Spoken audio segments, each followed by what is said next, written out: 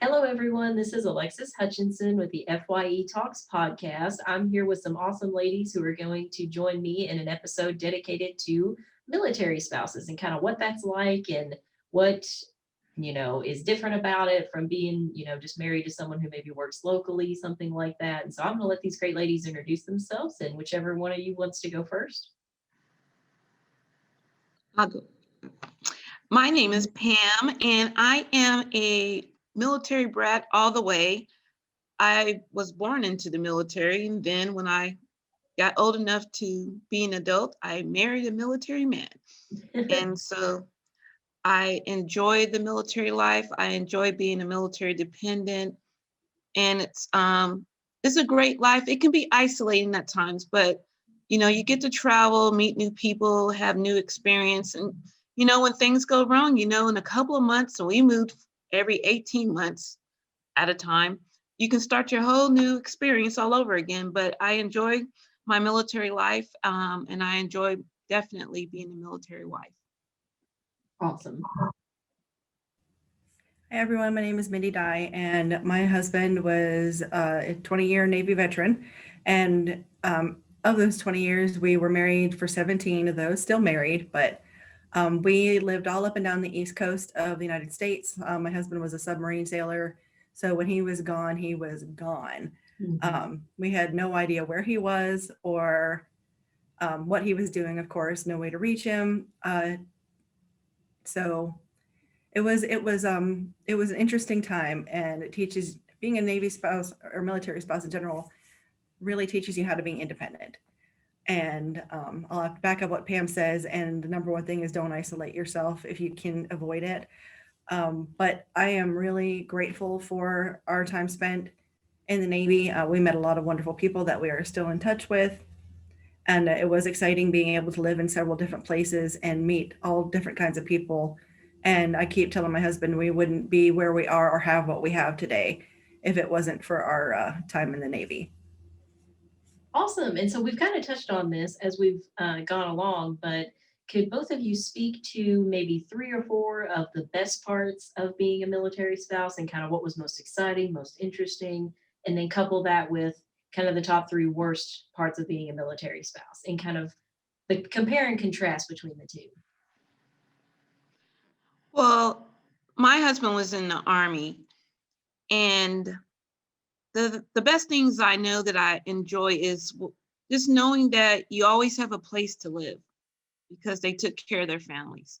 And even when you were alone, your husband was away on whether he was overseas or in the field, you had a comrade of wives that will take you in and make sure that you're okay. So I love that whole family type atmosphere that was even outside your family.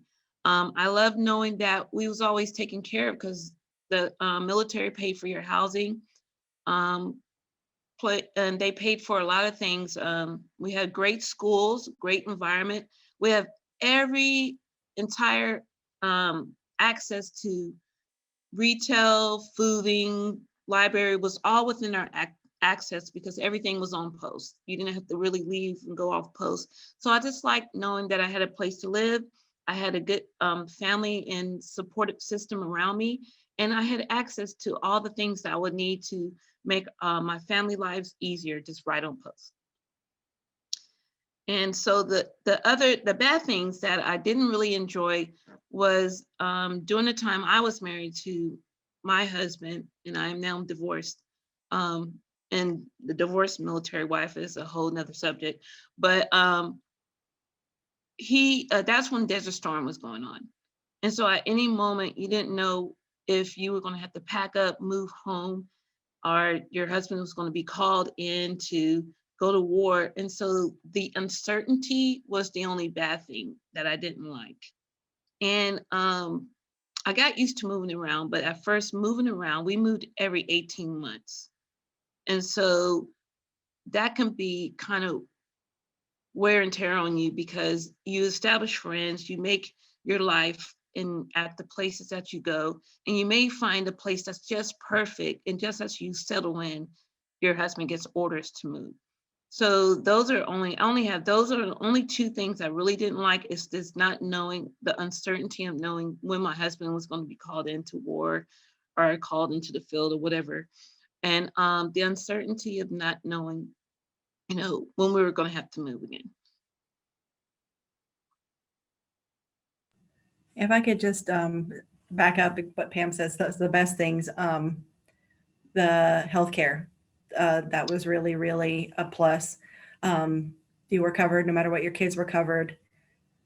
You do have a built-in support system. I would definitely agree with that. It's the same in the Navy as it is in the Army. And the important thing with that is it's there for you if you partake. I know I've known a lot of military spouses who are like, well, I'm not getting involved in all that. But really, and all these families are in the same boat as you, if I could use a little bit of a Navy pun there. They're going through the same things. Their spouses out to sea just like yours is. And at the time, they didn't allow females on submarines until after we had left the Navy. So if I just refer to husbands, it's only because at that time all the crew were male. But it's the help and support is there for you if you partake in it. And don't isolate yourself. That's the important thing, because that's just going to make you even more miserable and sad. And it's hard enough having to take care of the home front and the kids if you have them without your spouse there to support you every day. So that was definitely a good thing. And job security. That is definitely a good thing with being married to someone in the military, is that it's very difficult to get fired. Very difficult. And as long as you can put up with the uncertainties of the timeline and schedules and all that, you really, there are a lot of benefits to being a military spouse. There really, really are. But again, the negatives, whereas you never know when in the Army your spouse is going to get called to go to war. Sometimes I didn't know when my husband was coming home. If they were doing a particularly good job, they had no qualms. And when I say they, I mean the United States Navy had no qualms about extending them indefinitely. My husband always said the only thing that will really regulate when we have to come home is how much food we have. Because if they run out of food, that's not a good thing on the submarine. But the uncertainty of the schedule, and also being called out unexpectedly, because that does happen in the submarine force as well, where you think they're not going out for another week, and then he comes home and says, I need to pack my bags, we're leaving tomorrow. Or and this has been known to happen too, they go out for a week and they come back, or they're supposed to go out and they don't. And then you really don't know. You get mentally prepared for them to leave, and then there's something breaks or their schedule changes, and then, oh, we're home already. And then you have to go through that whole cycle again of getting prepared to have your husband be gone. So, but I would say the positives outweigh the negatives for sure. Gotcha. And so when it comes to the navies, particularly Mindy, can you kind of talk about the process? And Pam, I'm sure you can touch on this as well, of like how you would prepare yourself knowing that your spouse was going to be gone for an extended period of time. Did you have like, groups that you would talk to? Did you keep a journal? What kind of things did you do to help you kind of cope with that? If our boat was going out on a really long patrol, the command itself would have like a pre-deployment meeting, just to get the families together and talk about what the schedule is going to look like without specifying dates, what they can expect. There is a cycle of deployment, and it's not unusual to fight with your spouse right before they leave, because being angry at each other makes it easier to leave. You have to, if you have kids, you have to prepare them for that. So it's just understanding and accepting that this is just a part of the job, and making sure you have power of attorneys in place if you need that, making sure you know who to call if your car breaks down, making sure you know who to call if there's a problem with your home, if you don't live on base housing or anything like that. And that's where learning to be independent comes in, because you really are, yes, you have the support of the wives support group or a family readiness group, but when something happens to your family, it's pretty much all on you. So having a plan of action in place and knowing exactly who to contact should something go wrong, that's of utmost importance. Having all of your ducks in a row beforehand. And also when they're gone, Find things to do. I know one time my husband was gone for 6 months, and I took my kids on. We had like one big event every month. We would go to. I took them to see WWE one time. We went to see like a college basketball game. Just things like that that you have to look forward to helps the time go faster as well. But as far as preparation, yeah, I would just say making sure legally, financially, you have everything in order to make it easier, and that you have permission to handle certain things while your spouse is gone. Because if there's a problem with his pay, if there's a problem with anything, you're going to have that power of attorney to be able to handle it for him while he's away. Gotcha. Yes, Mindy touched on a lot of great things. As far as the Army, most of the time the Army, um, our husbands would get their orders, and a lot of the times, if they were lucky, they got to pick the places they would want to go, and it was usually given 3 choices. So the good thing is we always knew where we were going, and we got the orders in time to prepare and do a lot of the stuff, same things that many talk about. Get your power of attorney, update your ID cards, and that's through the DEARS program. Make sure you have your marriage license and all those things intact. And for my husband, he would had to, because during that time we got married, it was during the Desert Storm. He had to have a power of attorney. He had to make sure he had his life insurance taken care of. We had to make sure that we had guardians for our children if need be, that our kids can go to immediately if he's called in. So a lot of those things we did. We got to know up front, which was really good, through just having basic orders and knowing where we're going to go, where we're going to live, when we're going to go, how much, even how much stuff you can take with you. Sometimes they limited that as well. But the good thing about the Army, was that they would give us pre-orders. And plus, not only that, for the Army, there's a lot of things you have to do. So they always do it maybe, hopefully, 8 weeks or even more in advance, because you also have to clear if you're living on post, you have to clear quarters. You have to go to the school and get all your children's records, and you just got to make sure. So the Army is really good at giving you enough time. If you're not going to work, giving you enough time to plan ahead, because there's just a lot of things you got to take care of for your family, for your husband, and then you got to have a place to go to when you get to the new post. Gotcha. And so can either one of you or both of you kind of give a little bit more perspective on what it's like to have children, and kind of how you think that may have impacted the family dynamic, and how it's maybe different from other families, or how it's similar to maybe families who have an absent parent? It can Well, be. I would say, Oh, sorry. Go ahead, Pam. I would say for children, when they're younger, it's a lot easier than I think when they're too young to know when the parent's gone, that you can kind of like hide that a little bit. But as you're older, I'll speak as an older child, because I wasn't at the time, I didn't have any children, but I was a child of a military dad. It's stressful, because you don't really know why your dad is always, or your parent, the military parent, is gone. And it's very stressful for the military wife, because the military wife has to be there emotionally, physically, financially, for the whole entire family. So you got to make sure your husband's taken care of, because in the Army, they will always say that the military did not issue you a wife, but they realize now the wives do make the military spouse make their life different and easier for them. So a lot of times the stress of the wife, just not knowing how to deal with all the kids, and how sometimes you're going to make ends meet, because you may get paid once a month, which a lot of people don't realize. And it may be a lot of money, but it's really hard to stretch. I was going to say,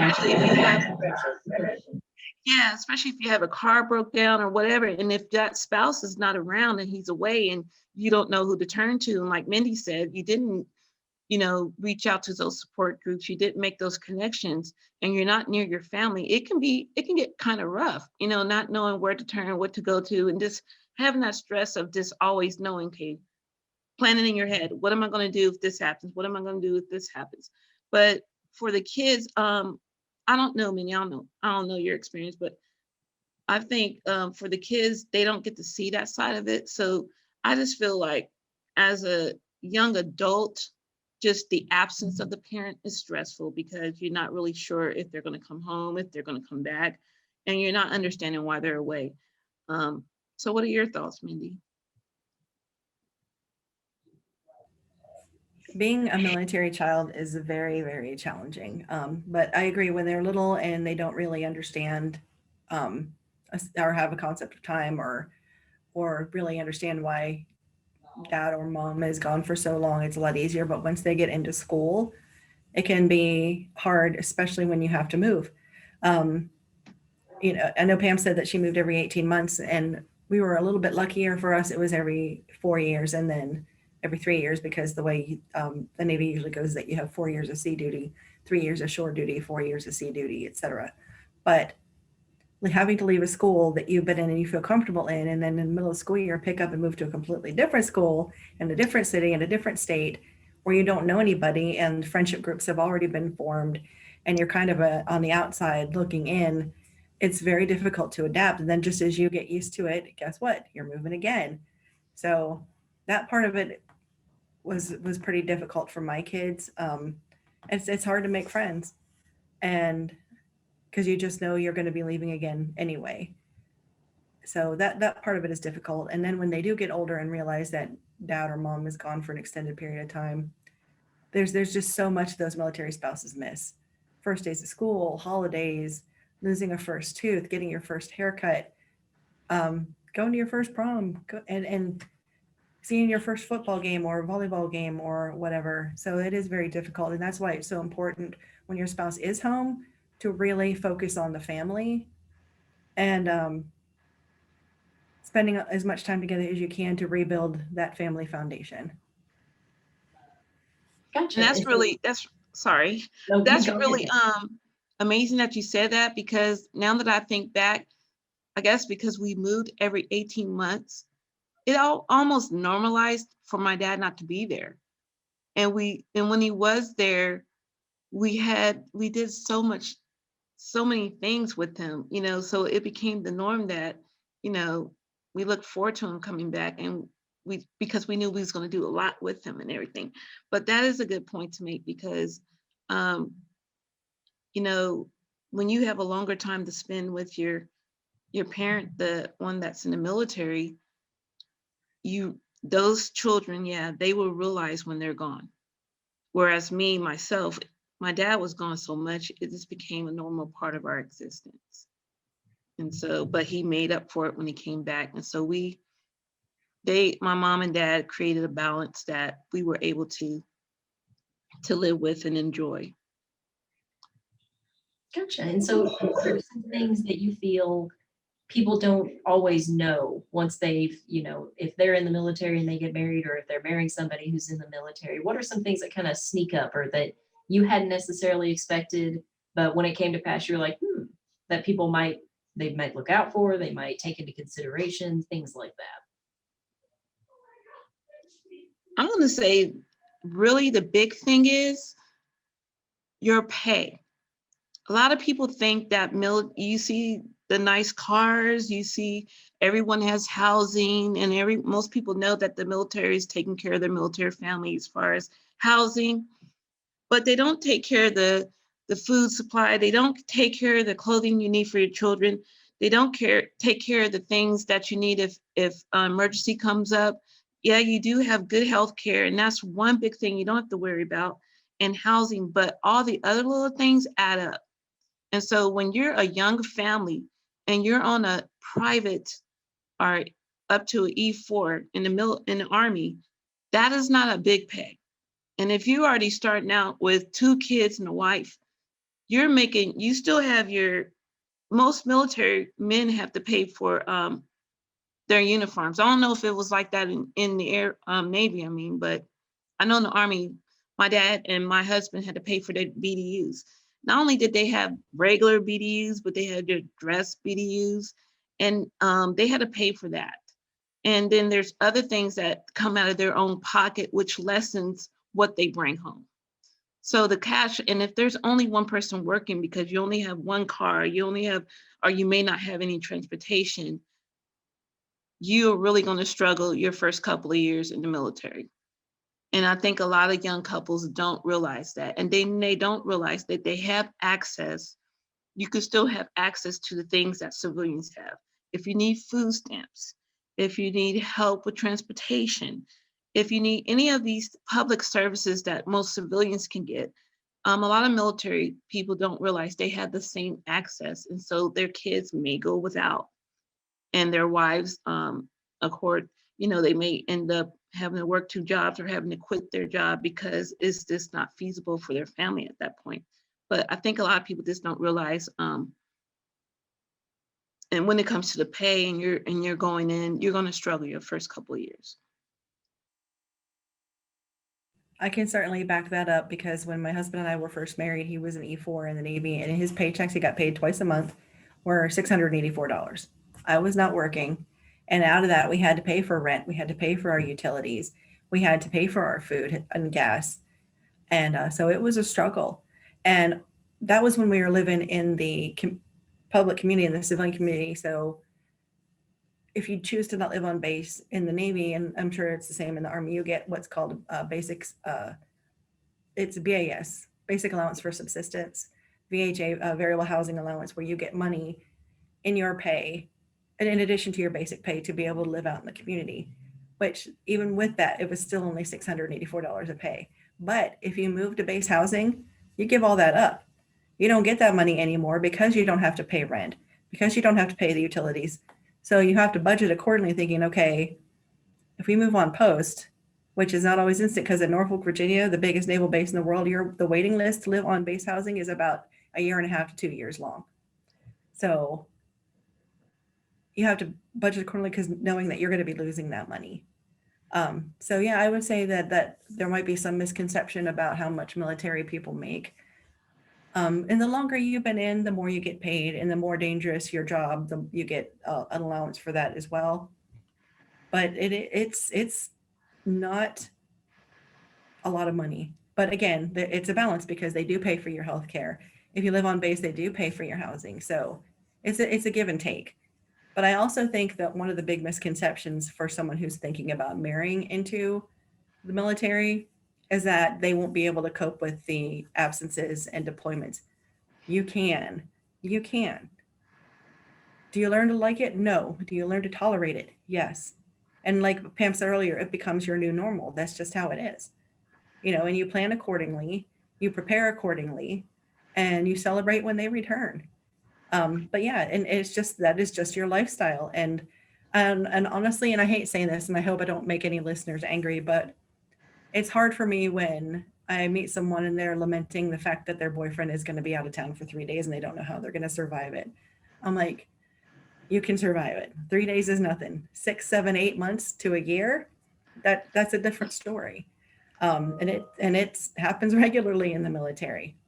And it's happened to me multiple times. My husband got 3 days notice once that he was going to be gone for 6 months.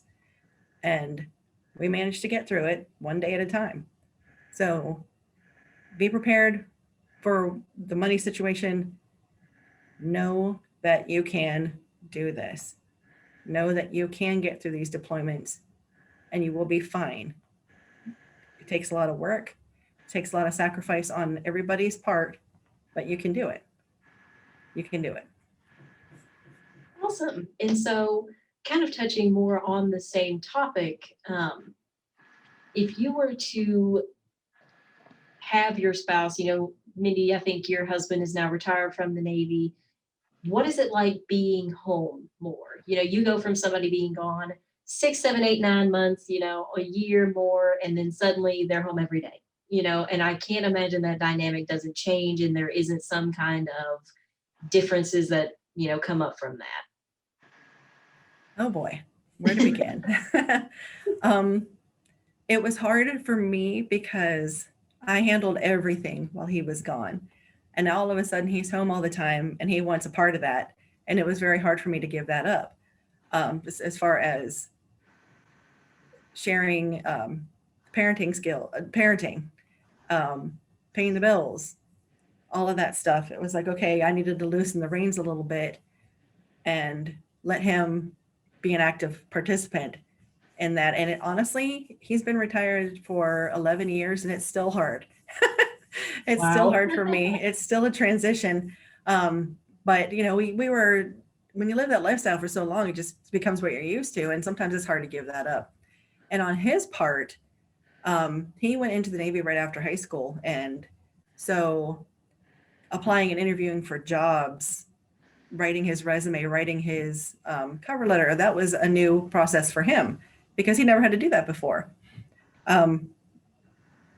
Luckily, he had 20 years of Navy experience behind him, but being able to translate that into something that non-military people can understand is a little difficult. So finding his niche after he got out of the Navy, the expectations that he had of other people on the job were vastly different of what might be acceptable in the civilian community, and that everyday normal in the civilian community is fine. But for him, used to the super, super high expectations of the armed forces, it took getting used to that. But now we live in Kentucky. He works on Fort Knox. He works in a federal position. He's with other military retirees. So he feels a little more comfortable in the role he has now because he's with like-minded people who are used to the work ethic of the military, and he's happier now. But yeah, I won't lie, it was not always easy. It was not always easy. Gotcha. And so Pam, can you kind of give some insight into, you grew up with a military family, you were married and in the military situation still. And so now kind of being removed from that a little bit, what has kind of been interesting for you or some changes or adjustments you've had to make as you kind of say, okay, I'm not involved with that quite so much anymore. It's much more civilian. Well, it's been challenging for me because I stopped being what I consider military or living in the military environment in 2017. And I was like in my maybe 48, 49. So that's a long time in the military because I was born into the military and then I married into the military. And it's very, very different because you're so used to a community that is military community is pretty close knit because you form those bonds. And then of course, your rank, I know in the Army, your ranking, it makes a difference, your treatment, the things you have access to. And so with my father's ranking and my husband's ranking, they were pretty up there. So we always had a good ranking implement into different groups and programs and whatnot. So becoming a civilian, it was really hard for me to transition into like what Mindy was saying, where you had to start applying yourself to different things, whether it's being a job, making new friends, even finding a place to live, because like in the military, all you had to do was just get on a list and you can find good housing. But no, around here, they want to know you have to have, what's it called? You have to do background checks and you have to go through all that. And you have to let people know who's in your family. And then not only that is things that were free. Going to the pool was free. Going to the library is free. Having a library card, those simple things. And then when you get off post, you find that there's a lot of things you got to pay for. We received, and one of the big thing was healthcare, but just going to the pool was free for us. Going to library is free. Going into the PX or the commissary, we didn't pay taxes. We pay a surcharge, but a lot of those life-changing things are really different. And for my husband, the good thing about him was because he was a veteran, they do have some good perks coming out straight out because they have access to jobs now because they make sure that the veterans and the veteran spouses that come out of the military are prepared and they're well accepted into their community. So he adjusted, I think, pretty good because his most important thing was just getting back to work and continuing to work every day. And so I think that's a smooth transition for him. And then he moved back home. Um, but like for my dad, it was really hard for him because he actually retired in the military.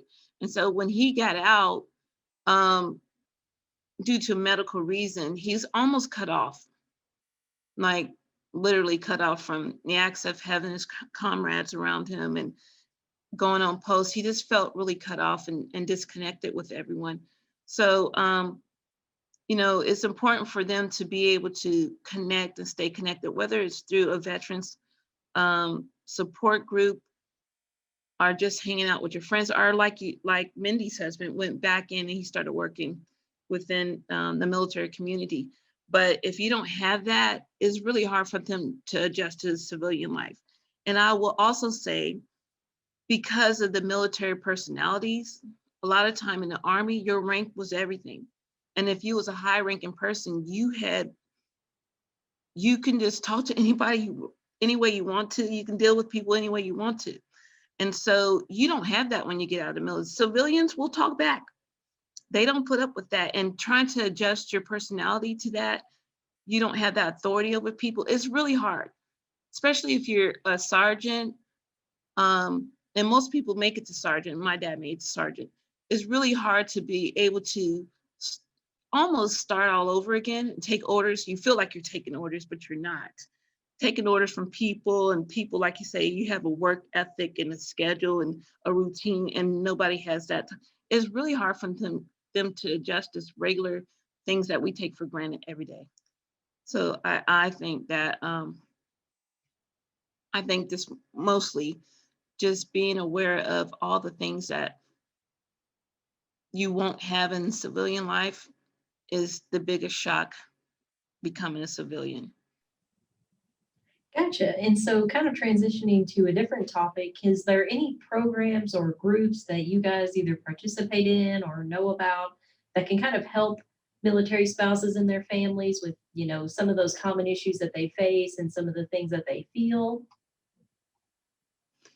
I would say definitely, because I worked for them and I didn't realize they were there. And they're actually, every post you have one, I know, for the Army. Helping Hands or Red Cross. They do a lot. They'll connect you to resources you may need if you need food, if you need even a toaster, if you need clothes for your children. You go to the Helping Hands or the Red Cross because they have all those things for the family. And like Mindy was saying, a lot of families, when they first move, you do have to be on a waiting list. And while you're on the waiting list, you don't know where you're going to be. You don't even know where your stuff is half the time. So, knowing that when you first get there, find out where the nearest Red Cross is, because they always have a helping hands with the Red Cross. And they're almost like the Department of Community-Based Services for the post. They make sure that you get to DEERS, which everyone has to have their ID cards and get all that stuff established. Your paperwork for your housing, health care, and the paperwork for the schools.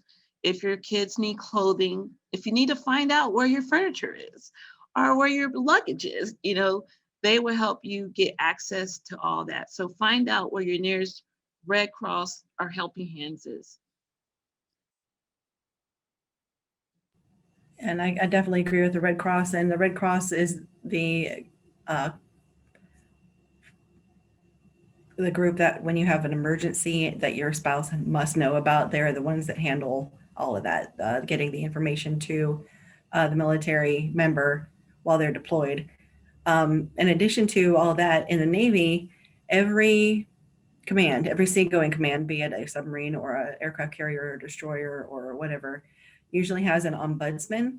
And what the ombudsman is a spouse that volunteers and is trained to be the liaison between the crew and the command. So if there's something when the boat is deployed, if there's something that happens, usually a spouse's first point of contact would be the ombudsman, because they are the ones that have the training, the knowledge to point them in the right direction as far as where to get resources. If they have a family member have an emergency and they have to leave but can't afford it, they can tell them where to go to get assistance with travel.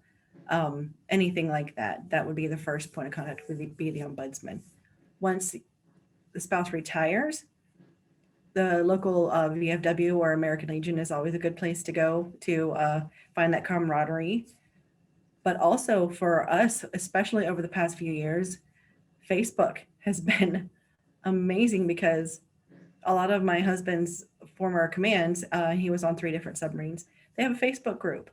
And through that Facebook group, they've had reunions. And it's been great for them to be able to reconnect with each other because nobody else has gone through the experiences that they have, and they've all gone through those together. And it's a very, very small group of people. The submarine force is not that big. Um, and I remember the first time we went to one of these reunions, all the wives were sitting around these lovely decorated tables, and all the guys were over in a corner. They were just over in the corner, they're standing there. And I found it kind of funny because on a submarine, there's not a lot of room to move around. So the fact that they're all clustered together kind of reminds me of how it must have been when they were actually on the boat, because you literally, and I've been on all 3 of my husband's submarines, and every inch of space is accounted for. And you have to turn sideways to be able to pass each other in the hallway. And you have to learn to live together. There cannot be any personality clashes or infighting because you need to figure out how to get along for the good of the mission. But it was so good for me to see him be able to reconnect with his Navy brothers, as he calls them. So Facebook, definitely. You can pretty much meet up with anybody from your past on Facebook if they have a Facebook page. So that's a good way to reconnect as well. Can I just add this? Because Mindy just made me think about, for the Army, always know who the our first sergeant and the chaplain. They're the ombudsmen for the Army. And definitely know them, because the first sergeant can tell you where your husband is. He can tell you where your husband's going to be. And he can definitely make sure that that soldier's family is taken care of until the husband returns. So the first sergeant and the chaplain are our ombudsmen for the Army. Gotcha. So just to kind of wrap up our episode here, do you guys have any last kind of words of wisdom or words of encouragement you'd like to give to anybody kind of in this situation currently? I would say just remember that it's not any easier on your military spouse to be away than it is for you to be home without them. They are missing you just as much as you are missing them. They want to be home just as much as you want them there. But just know that you have it within you to make it through, and you make it through successfully. And just know what your resources are and how to reach them. You're not alone. There are many, many others who are going through the same thing as you. So just know that you do not have to do this all by yourself. And piggybacking off of what Minnie said, that's just the biggest thing. Know that you're not alone. You may feel that way, but you're really physically, you're just not alone. And so when you get to the post, make sure you know, if you're in the Navy, it'll be your ombudsman. If you're in the Army, it'll be the first sergeant, chaplain, or like a Red Cross. Make sure you know who those point of contacts with, and then you have the military wives clubs as well. Make sure you know who your point of contact is, and that you can connect with if you need that extra support. Because really, for the military Army wife, is just knowing someone when you get to post that you can connect with, and that can help you through all the processes of when you first get there to accolade to the post, getting into the DARES program, the schools, find out where you're housing and all that. So once you do that, life can be what you make it. Yes, you may miss your husband may be called off without warning, but know that, yeah, you'll get through it. There is a support system, and just be proactive and have that plan in place. And that's just something that, with the way the world is right now, that any new military wives, you just need to have a plan in place. And always, and I think all of us know, our mothers have said this to us one point in time or another, save a little money. Always have a stash of cash somewhere, so that you would not have to be reliable on anyone else as far as cash. Because if you don't have access to your husband's check, BAQ, or whatever they call it, it can put you in the bind. So have a stash of cash. Make sure you know the first sergeant, chaplain, and Red Cross numbers, and have a plan of action. And you'll get through it. Just know that you're going to struggle your first couple of years. And in most good things, you struggle in the beginning, but it gets better. Awesome. Well, thank you guys so much for joining us for this really, really informative episode. And I'm so glad that we got to talk about this today. As always, remember to tune in to the FYE Talks podcast every Tuesday and Thursday at 1 p.m. for more awesome episodes.